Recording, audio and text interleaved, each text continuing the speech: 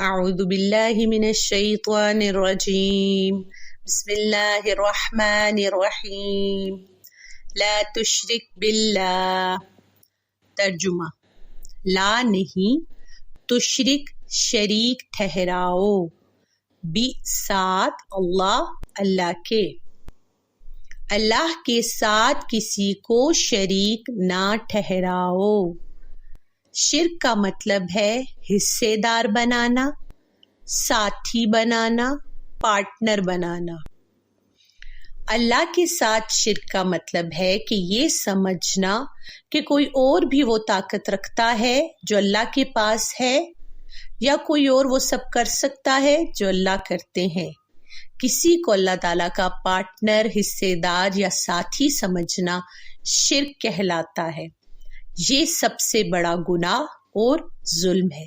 پیارے محب القرآن، اللہ تعالیٰ اکیلا ہے، تنہا ہے، نہ اس کی کوئی اولاد ہے، نہ ماں باپ، نہ ساتھی، کوئی بھی اس جیسا نہیں ہو سکتا۔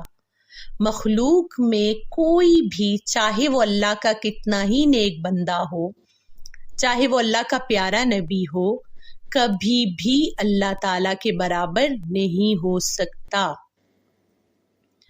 جو قدرت اور طاقت اللہ کے پاس ہے، وہ کسی اور ہستی کے پاس نہیں ہو سکتی۔ اللہ نے اپنی قدرت سے چاند، سورج، ستاروں کا نظام بنایا، دنیا تخلیق کی اور ہمارے لیے ہر نعمت پیدا کی۔ کوئی اور ہستی یہ کر ہی نہیں سکتی۔ اس لیے ہمیں چاہیے کہ ہم شرک سے بچیں اور کبھی ایسا خیال تک اپنے دماغ میں نہ لائیں کہ کوئی اور ہستی ہمیں رزق دے سکتی ہے، کوئی اور ہستی مشکل میں ہماری مدد کر سکتی ہے، ہمیں مصیبت سے نکال سکتی ہے۔ ایسا کبھی نہیں ہو سکتا۔ صرف اور صرف اللہ تعالیٰ ہے جو یہ سب کرتا ہے اور کر سکتا ہے۔ تو پیارے بچوں، ہم نے کیا کرنا ہے؟ صرف اور صرف اللہ ہی کی عبادت کرنی ہے، اللہ ہی سے مدد مانگنی ہے، اللہ ہی کا شکر کرنا ہے، اللہ ہی کی تعریف کرنی ہے، اللہ ہی کے آگے سجدہ کرنا ہے۔